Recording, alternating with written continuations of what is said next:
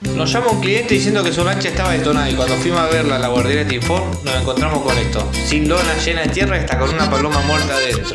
Nos pusimos manos a la obra y mirá cómo quedó. Impecable, cada rincón limpio y lista para usar. Montamos nuevamente los asientos, acondicionamos tanto los cueros como los plásticos y pasamos al exterior que también nos dijo que quería hacerle un abrillantado. Así que hicimos un buen lavado para empezar con el pulido, donde utilizamos toda la línea Cochemi y 2 máquinas Rotorbital con pad de espuma. Y estos fueron los resultados. ¿Te gustaría que tu lancha quede así? Escribinos.